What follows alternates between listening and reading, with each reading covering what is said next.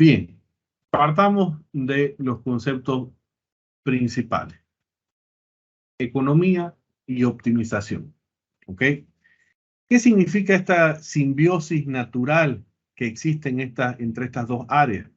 Si nosotros revisamos el concepto tal cual, el concepto per se de lo que es economía, nos vamos a encontrar con comentarios del orden de que la economía es la ciencia que se encarga de la asignación de recursos escasos para satisfacer múltiples necesidades. O sea, básicamente es una ciencia que se encarga de administrar recursos económicos, ¿sí? Con algún fin. Y ese fin debería ser una satisfacción, un beneficio, una realización en torno a las personas. Por otro lado, tenemos el concepto de lo que es la optimización. Y la optimización es un proceso matemático que, si bien ha existido durante siglos, termina de formalizarse y estructurarse como un área independiente a partir de la Segunda Guerra Mundial. La optimización es lo que se conoce y se deriva como la investigación operativa. ¿Okay? Y la optimización como tal, recordemos que tiene tres elementos fundamentales. Por un lado tenemos lo que corresponde a una función objetivo, algo que maximizar, minimizar o que alcanzar.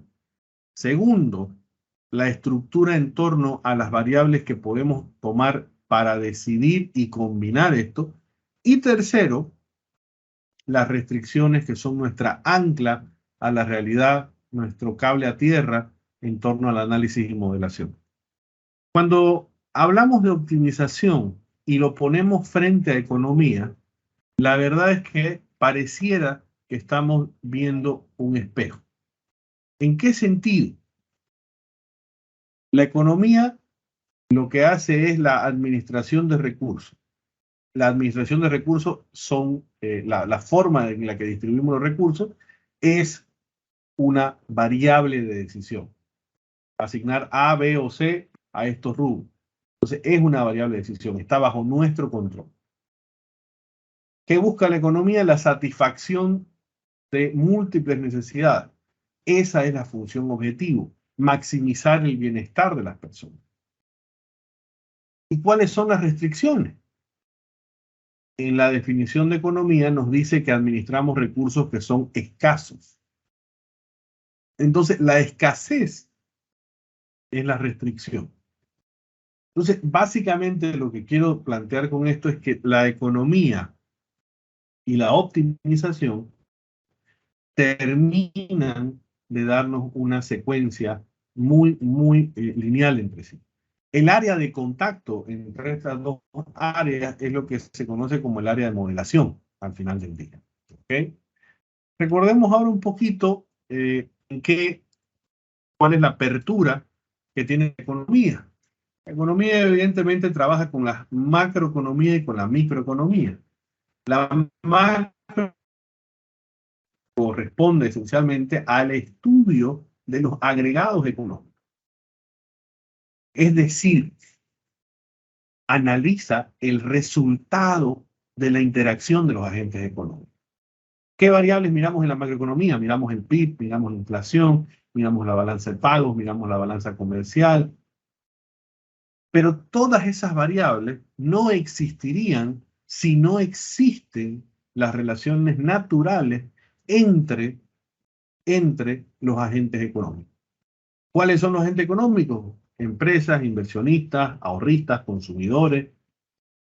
Entonces, la parte macro, si bien es importantísima porque nos ayuda a definir políticas, a evaluar shocks, a evaluar análisis de impacto, pero es el resultante, y esta es la parte importante de esto, es el resultante de las decisiones que se tomaron al interactuar entre agentes económicos, al interactuar entre competidores, al interactuar en un mercado con los consumidores.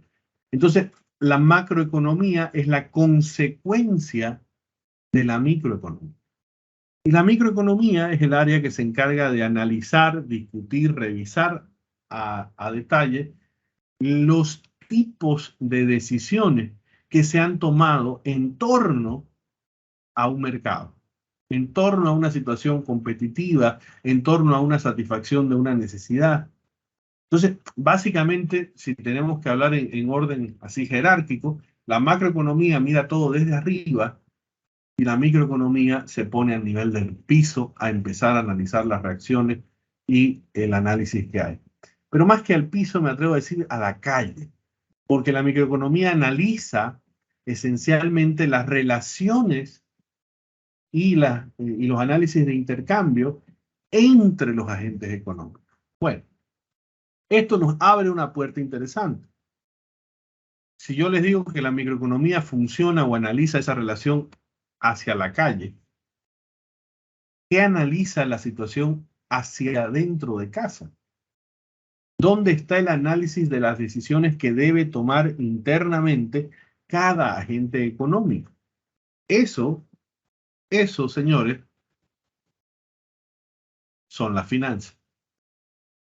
Entonces es importante plantear un poquito en este plano macro que las finanzas como tal son parte de la microeconomía, son parte de la economía en su conjunto y son al final del día también permeables a todas las oportunidades, ventajas y beneficios que puede tener la optimización.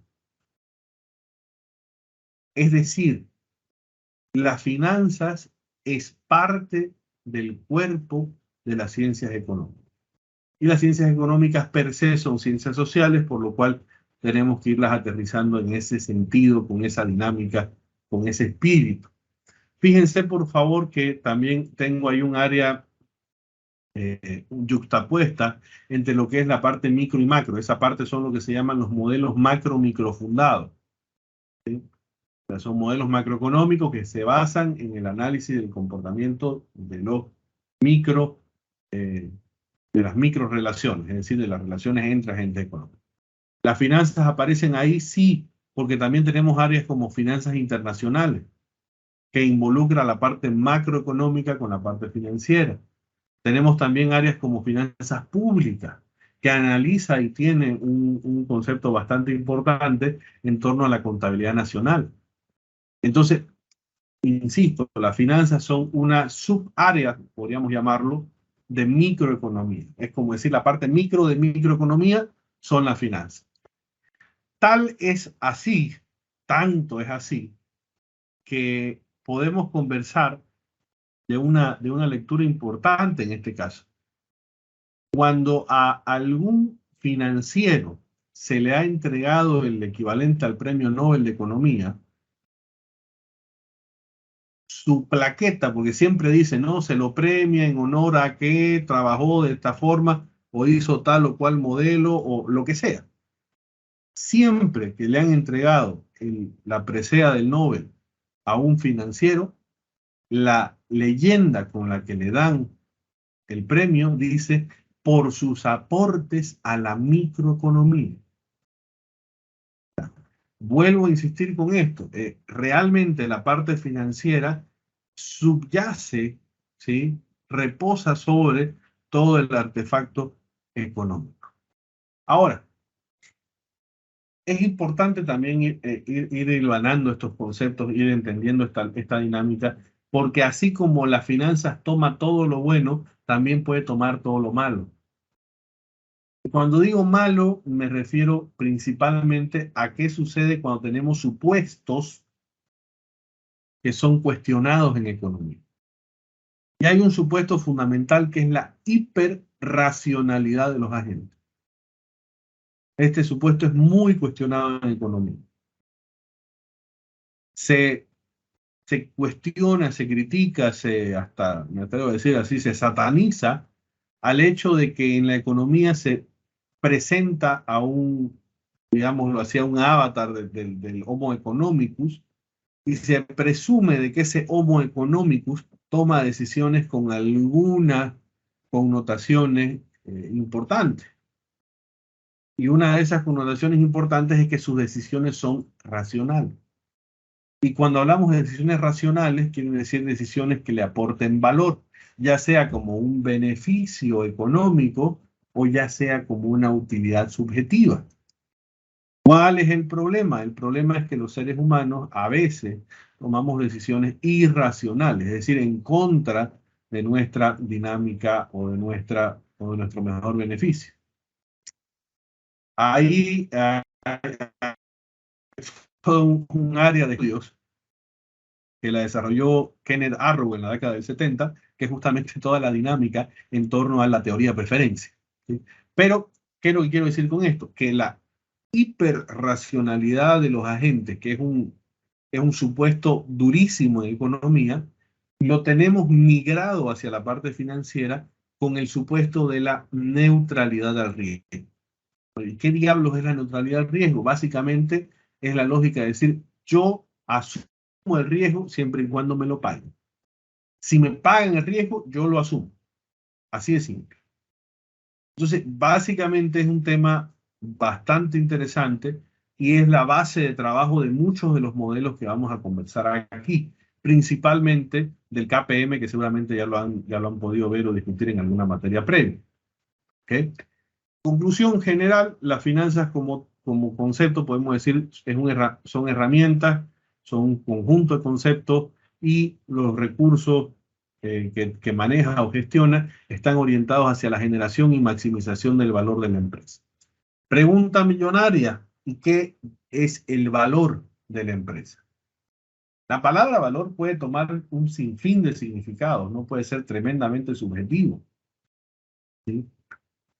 Hay valores que se definen por aprecio, hay valores que se definen por historia, pero un valor en términos financieros, simple y llanamente, es la diferencia entre el beneficio que yo percibo por hacer algo y el precio que debo pagar por él. ¿Sí? Entonces, el valor en sí es ese delta, esa ganancia entre el beneficio y el precio de algo. Un ejemplo clarísimo de este punto es el análisis de proyectos. Cuando ustedes analizan un proyecto, normalmente el indicador madre más importante es el BAN.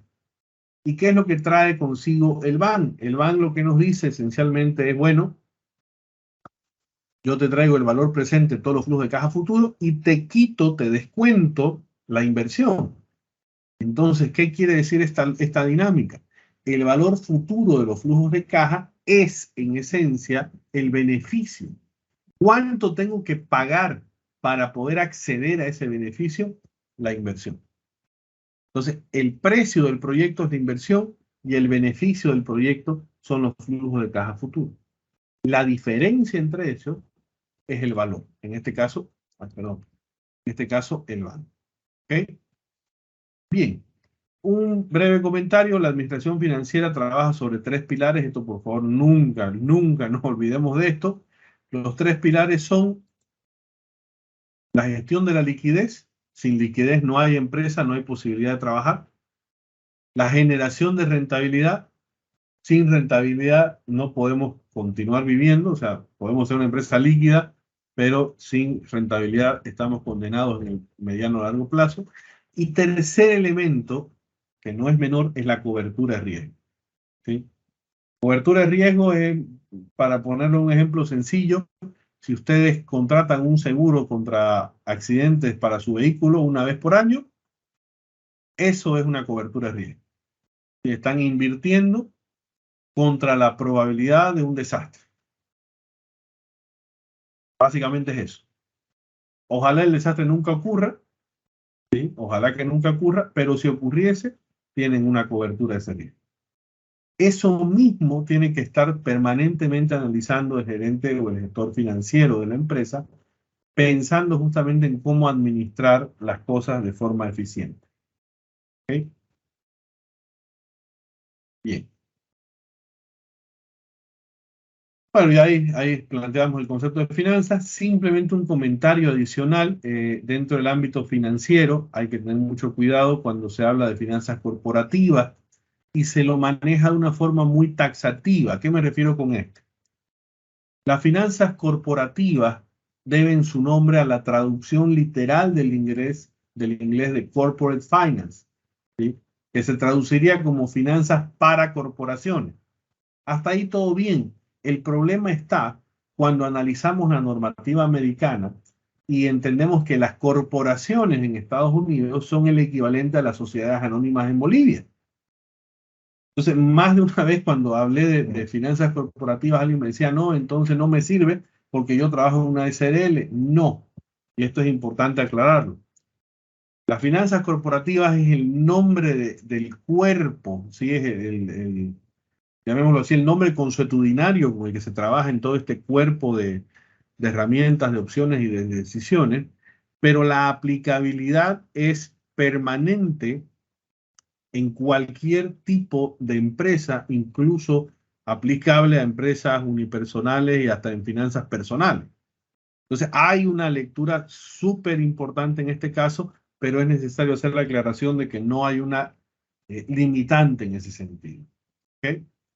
Hablemos ahora de la relación de las finanzas con otras áreas de la empresa.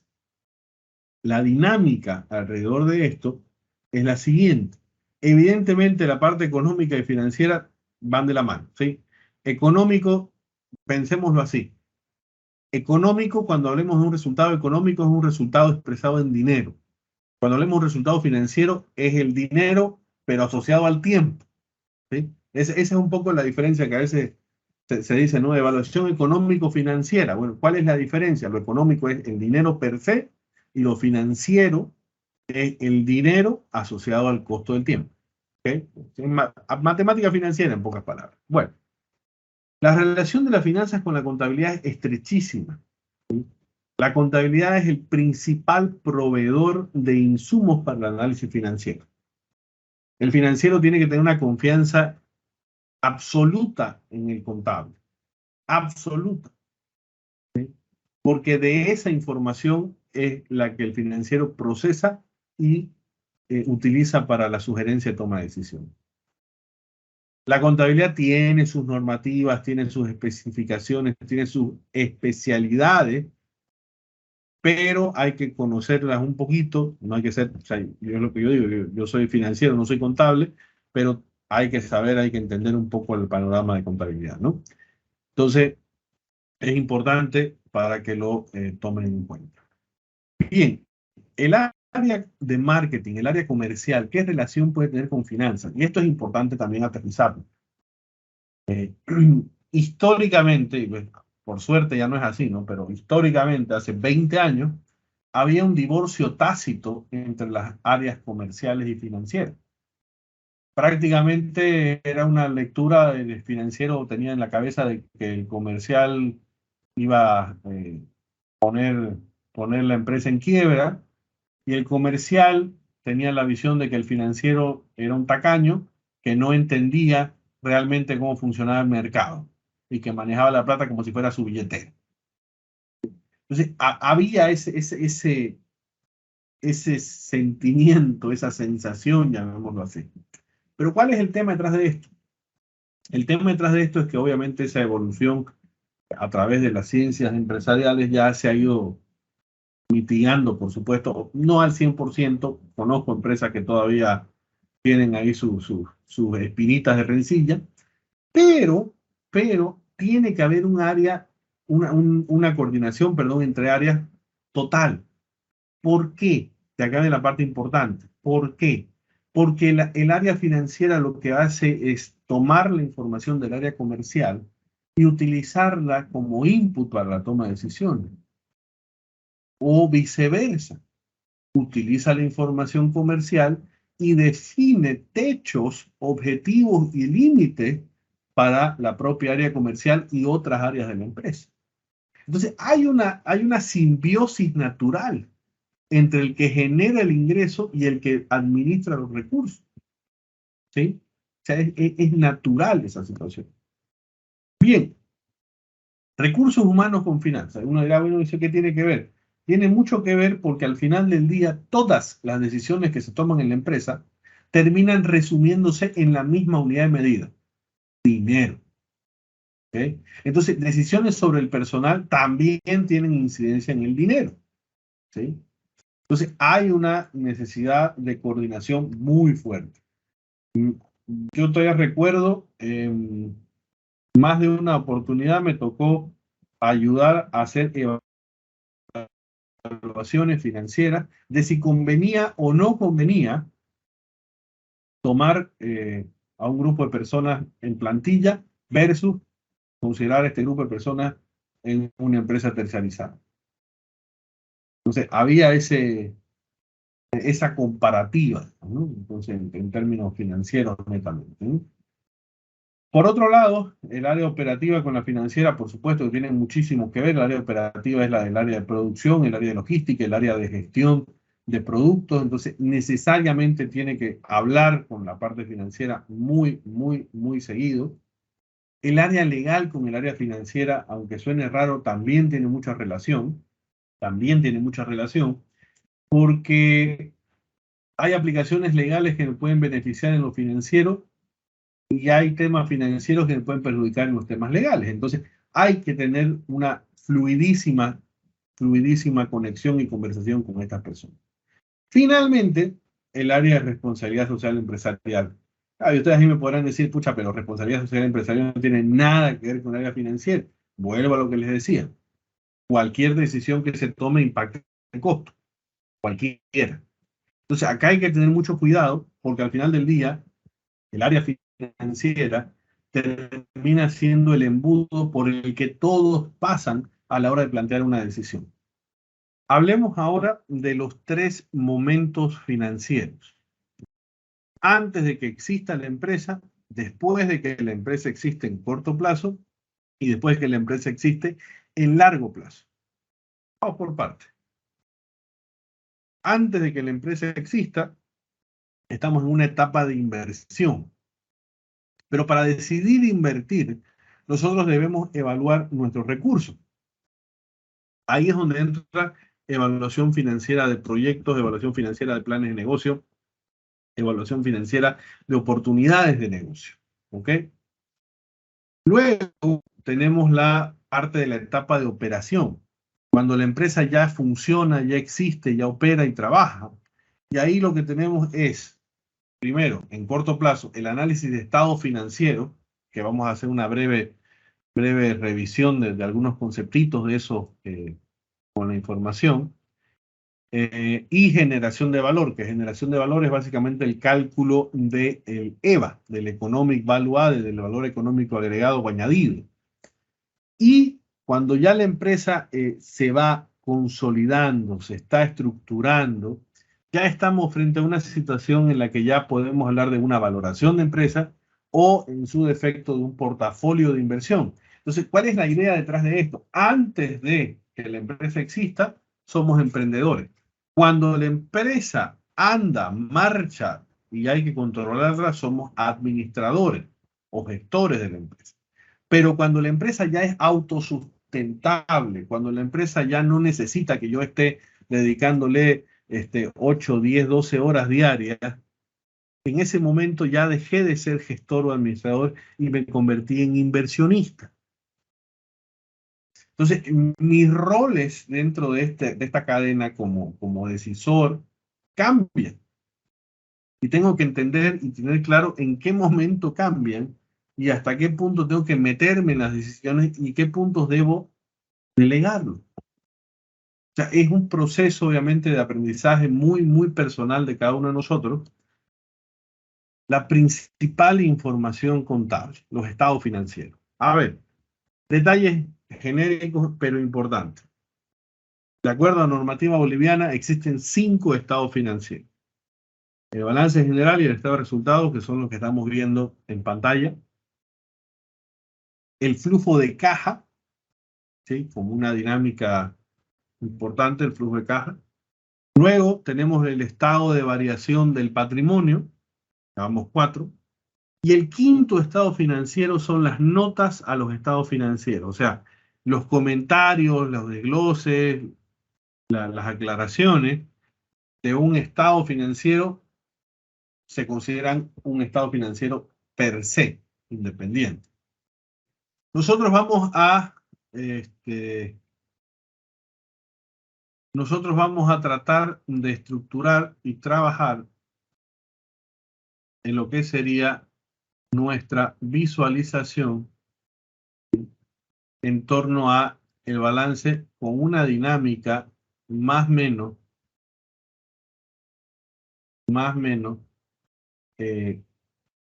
amigable. ¿A qué me voy con eso? ¿Qué es lo que sucede acá? Como empresa, yo necesito financiar, ya sea a través del dueño, patrimonio, o a través de terceros llamados pasivos. Entonces, yo consigo tanto los pasivos como el capital y estamos frente a una posición de financiamiento. La segunda parte es, ok, ya conseguí el dinero, ¿qué voy a hacer con ese dinero? Me guardaré un poco para el efectivo, entonces eso lo registro en caja. Me guardaré otro poco para tener el colchón de las cuentas por cobrar con los clientes. Ok, perfecto. Inventario, esto siempre se puede mejorar. Obviamente hay que revisar el caso de cada empresa. Otros activos en general. Activo fijo bruto menos su depreciación acumulada me da como activo fijo total. Entonces, un poco recapitulando cuál es la idea detrás de todo esto, entender de que nosotros adquirimos fondos, tomamos fondos del mercado, se los damos a la empresa los operativiza a través de lo que es una inversión o por lo menos una aproximación de la inversión, y pues una aproximación. Y esa aproximación de inversión genera ingresos y yo lo que hago en el estado de resultados es decantar el ingreso, o sea, le voy quitando, ¿no? La parte operativa le corresponde esto, costo. La parte administrativa le corresponde esto otro, gasto. La recuperación de inversiones o el reconocimiento de inversiones históricas le corresponde este monto, depreciación. Gastos financieros, ¿cuánto se tiene que llevar el banco por la plata que me está prestando? Impuesto a las utilidades, ¿cuánto se tiene que llevar el Estado? Entonces, esa dinámica es la que construye y hace viable el circuito contable, ¿sí? Porque esa utilidad se registra como si fuera a quedar en la empresa, independientemente después se pueden repartir dividendos. ¿Okay? Acá hay que hacer algunas acotaciones. Hay que tener cuidado con la contabilidad porque la contabilidad, como les decía en un principio, tiene sus procesos, tiene sus dinámicas, tiene sus reglas de juego. Y a veces esas reglas de juego no van de la mano con los principios y con la dinámica financiera. Por ejemplo, y ahí es lo que pongo en ese punto en la parte inferior, que usualmente se incluyen como costos no recurrentes y también se incluyen ingresos y egresos no operativos. Entonces, básicamente lo que habría que hacer para tomar una decisión más o menos certera, ¿sí? En este caso, es limpiar la información contable y usar esa información limpia para poder trabajar. Más o menos la idea de eso es convertir este balance contable y estado de resultados contable en un balance financiero. A ver, en términos generales, ¿cuál es la diferencia entre el balance general y el balance financiero? Básicamente, la diferencia radica en que en este balance financiero única y exclusivamente van a figurar aquellas cuentas que estén vinculadas con tu operación. En el caso del financiamiento, solamente entrarían banco y bonos porque el resto está compensando el capital de trabajo operativo. ¿Okay? El capital de trabajo operativo, a su vez, está conformado por cuentas por cobrar a los clientes, por el inventario que tengo en stock, menos el espectro de las cuentas por pagar. Entonces, ahí tenemos esa lectura, esa visualización del balance. Veamos la del estado de resultados. Bien, al ingreso le restamos costos operativos, costos no recurrentes, depreciaciones y amortizaciones. Ahí tenemos margen bruto. Al margen bruto le quitamos el gasto administrativo, otros ingresos e egresos. El gasto financiero es lo que habría que sacar, en este caso, de la utilidad antes de interés de impuestos. Hay que pagar el IUE, ¿sí? Realmente eso. Y básicamente, como dice ahí, son movimientos directamente vinculados a la operación de la empresa. O sea, no está por el estilo, pero tenemos que entender que hay una estructura que se debe siempre respetar. ¿Sí? Por eso es que decimos que esto debe estar un poquito alejado de decisiones operativas. Sí, ahí tenemos un poco cómo queda, pues, que es mucho más que la lámina anterior. Introducción al valor.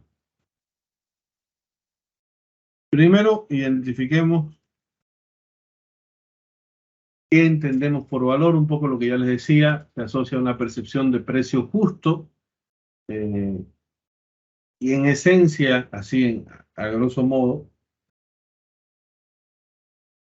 hay una importante necesidad de procesar y estructurar decisiones para encontrar esos precios justos. ¿Sí? Al final del día son aproximaciones que nos van a permitir trabajar, por supuesto, pero ya es un esfuerzo el que se hace para aquellas personas o con esas personas que lo requieren, ¿no? Entonces, bajo esta dinámica, el valor en sí, lo tenemos en el ejemplo del segundo párrafo, dice, una fábrica con capacidades de producción de 1.000 unidades fue comprada en 500.000. Su precio o su costo son los 500.000. Su valor será en la capacidad de producción comercializable durante su vida útil. Entonces, ahí un poco se entiende, se justifica el famoso a mayor rentabilidad, mayor, mayor riesgo. ¿Sí? Entonces, justamente eso, esa es la estructura en torno a lo que es valor. ¿Ok? Dos cosas que vamos a tratar de definir en este curso con total claridad es cómo construyo los flujos y lo segundo es cómo le asigno un costo de oportunidad justo o acorde a su nivel de riesgo. ¿Sí? Pero eso lo vamos a conversar yo creo que la siguiente semana. Ok, enfoques de valoración. Hay dos enfoques de valoración. ¿Sí? Hay dos enfoques de valoración. Uno, el enfoque de valoración o los enfoques de valoración son dos. El enfoque relativo y el enfoque intrínseco. El relativo básicamente es por comparación. Por comparación. Mientras que el valor intrínseco es, como el nombre lo indica, es un valor muy, muy propio. Entonces, veamos algún ejemplo de esto. Mitos que hay sobre la valoración.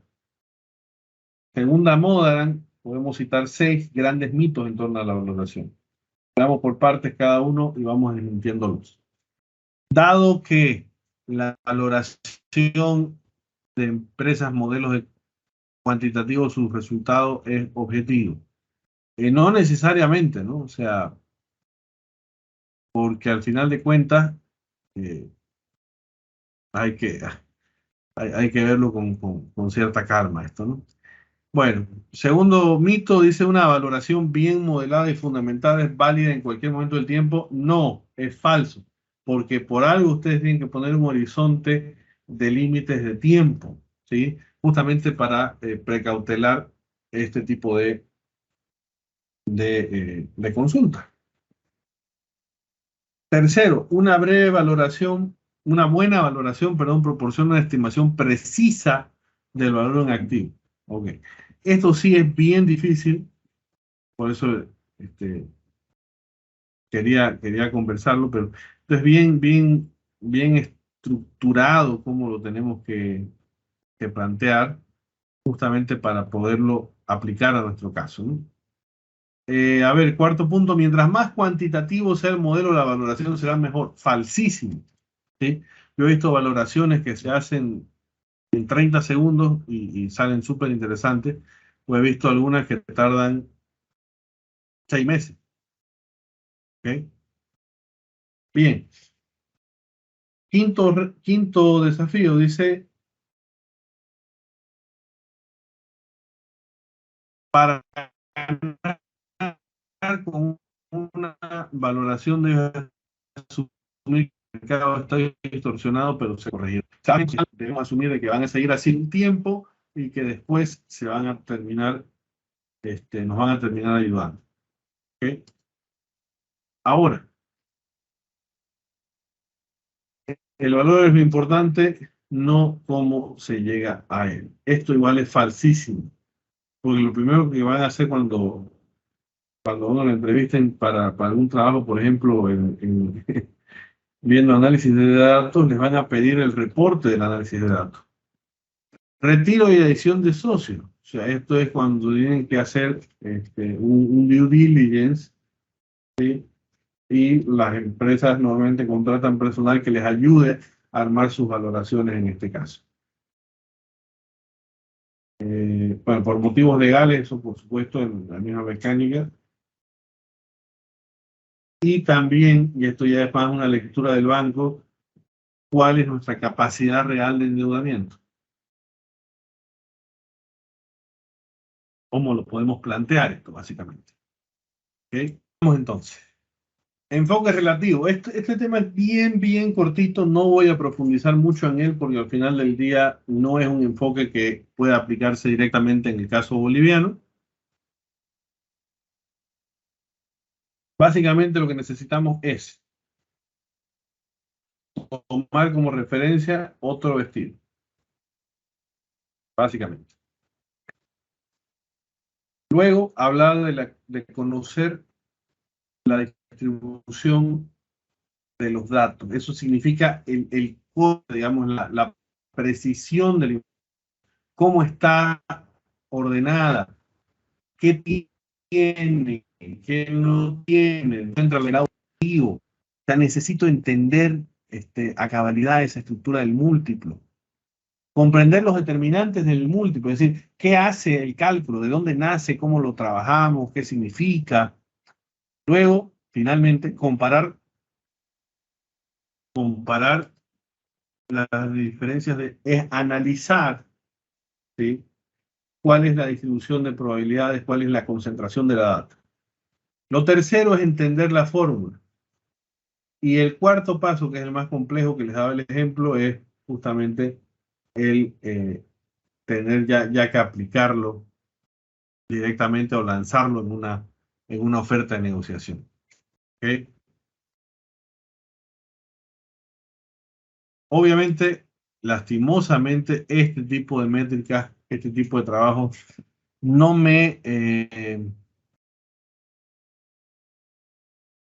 no me preocupo tanto porque, como les digo, estos no son elementos que normalmente los vayamos a ver en el caso local, salvo seamos una empresa que tenga una casa matriz fuera del país, ¿no? Pero no creo.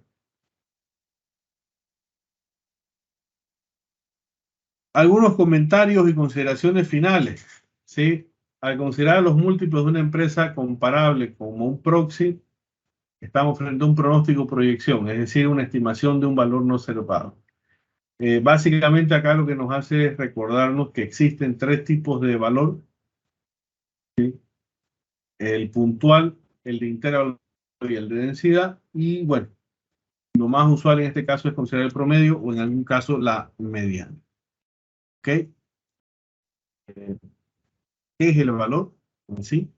Y más allá de definir y establecer qué es el valor, teníamos que sentarnos y discutir los métodos que existen para valorar. Uno de esos que era el método relativo, que en esencia es una suerte de regla de tres que tenemos que trabajar combinando distinta información disponible de la empresa, tanto contable como información de mercado, y por otro lado, el enfoque intrínseco. El enfoque intrínseco esencialmente es el que nos va a permitir a nosotros encontrar una secuencia lógica a través de la modelación financiera, sobre cómo podemos encontrar ese valor de la empresa, ese valor del patrimonio de la empresa. Bueno, básicamente acá hace una relación de lo que es el balance como tal, fuente de financiamiento y aplicación de fondos. Luego, los principales determinantes del flujo de caja libre. Esto es importante. ¿Qué necesita? Básicamente, vamos por orden. Necesita la capacidad de generación de flujo de caja de los activos actuales. Es decir, lo que hoy tengo, ¿qué me puede generar a futuro y hasta cuándo? ¿Ok? Crecimiento asociado al flujo de caja de los activos potenciales. Entonces, esto ya involucra decir, ok, fantástico, si tengo algún proyecto por valorar, ¿cuánto me agrega de valor ese proyecto? La eficiencia del crecimiento, es decir, ¿cuánto necesito invertir?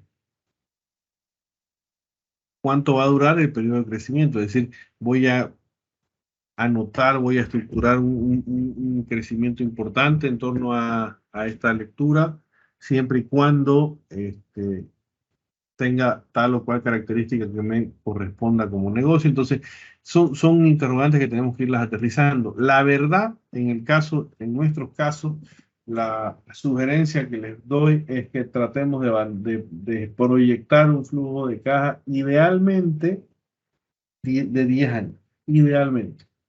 Si no, mínimo de 5. ¿Ok? Es un poco para que lo tengamos nosotros claro.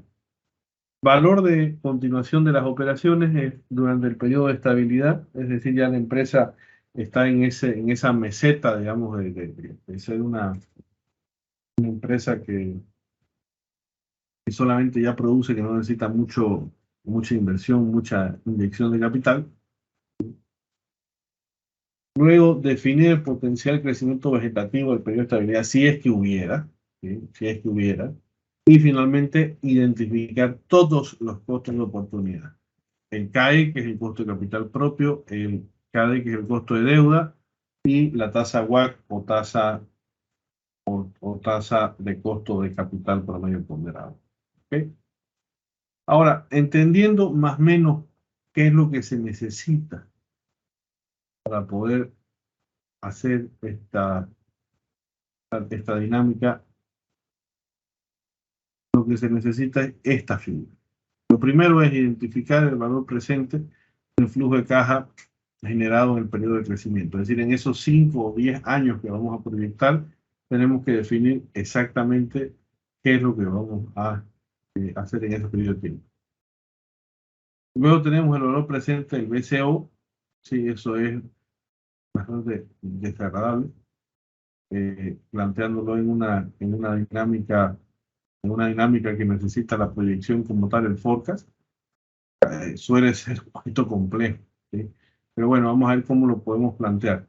La suma simple de ambos valores presentes nos debería dar el valor de los activos operativos, es decir, nos debería entregar este elemento, valor de los activos operativos. Entonces, esto es lo que tengo y funciona, ¿sí? Esto es lo que tengo y funciona. A eso le añadimos la caja y ya tenemos los activos no operativos.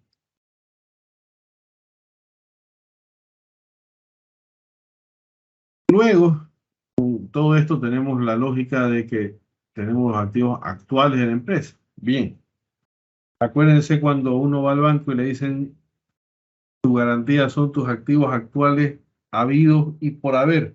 Bueno, estos son todos los activos habidos. Los por haber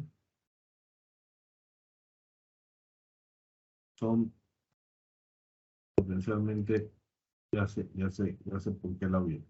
Pero esencialmente la idea es, esto de acá también es opcional porque está vinculado, ¿sí? Vinculado a algún tipo de proyecto esencialmente, todo esto acá.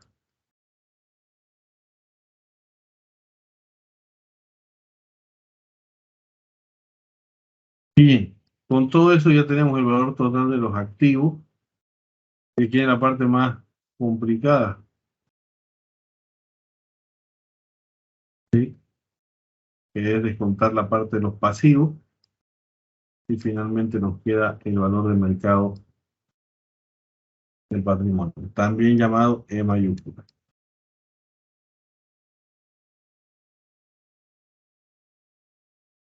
¿Ok? Entonces, este es el esquema más o menos a grosso modo importante que nos puede generar esta dinámica en torno a la valoración vía flujo de caja contado. Aquí está. Bien, ¿qué es lo que se recomienda? ¿Qué es lo que se busca? ¿Qué es lo que se necesita? Generar alguna conciencia respecto, por ejemplo, a el principio operativo del negocio. ¿Sí? Y parte de ese principio operativo naturalmente pasa por la gestión de la caja. La gestión de la caja en el sentido de identificar a ese grupo de necesidades y aplicar alguna metodología. Como referencia, como sugerencia, aquí les dejo un par, que son la metodología de von Moltmann o la de Miller-Orr. Son simplemente elementos que hay que tomarlos en cuenta. Obviamente no son los únicos, pueden usar otro tipo de método, en fin. Ok. Hablemos del costo de capital en enfoque interno.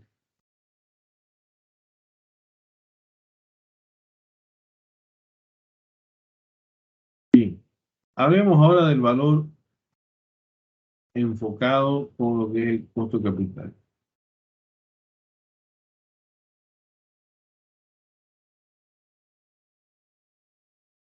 Bien. El costo de capital dentro del enfoque intrínseco, ¿qué involucra? ¿Qué necesita? Básicamente necesita reconocer cuál de estos es activo, pasivo, patrimonio para poder asignarles un costo. El costo de deuda, como el nombre lo indica, es un costo financiero equivalente real, promedio ponderado de los recursos de terceros que son intervenidos por la empresa. Entonces, básicamente en este caso el costo de deuda es algo que ya está en el ADN de la empresa, que está normado, que está establecido en una dinámica ya estructurada. Ahora, la dinámica detrás de esto, cómo funciona el costo de capital, va a depender mucho del tipo de información que tengamos. Esencialmente la idea es que nosotros podamos disponer de información fiable y en base a esa información hacer una estimación propia del costo de oportunidad que dejaría satisfechos a todos. ¿Okay?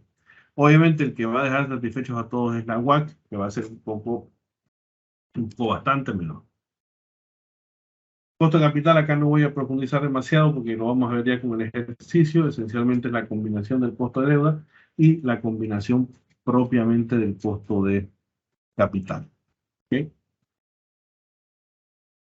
Ahora, el KPM, el Capital Asset Pricing Model, como herramienta para que nosotros podamos hacer esta valoración de una forma ordenada, objetiva, estructurada, con sustento y que obviamente tenga un quehacer técnico importante en este sentido.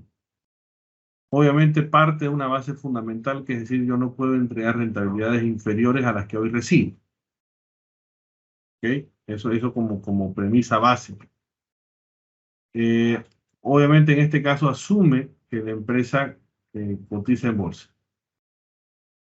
Entonces el KPM como tal nos permite justamente hacer este tipo de analogías, este tipo de lecturas. Ahí tenemos la fórmula, ya vamos a profundizar un poco más cuando abramos nuestro caso, cuando empecemos a trabajarlo. Y ahí tenemos un ejemplo, por ejemplo, del caso de Coca-Cola. Y esta es la acción de Coca-Cola versus el mercado en el que cotiza. Entonces prácticamente ahí me da un 0,5983 por X. Ese 0,5983 es esencialmente la relación entre en este caso la empresa como tal y el mercado. Entonces hay una relación de 0,6. ¿Eso es bueno, es malo? La verdad es que depende, ¿no? Ahí está el cálculo, cómo se realiza. Depende de qué es lo que me interese, ¿no? En este caso estamos como arrancando.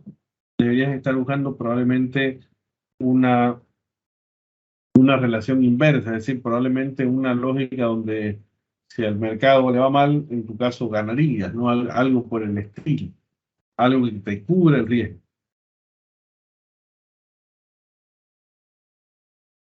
Bien, el KPM ajustado para países en vías de desarrollo, como el caso boliviano, involucra un tercer elemento, el tercer sumando, que es el delta por riesgo país. ¿Sí? Es el adicional por riesgo país.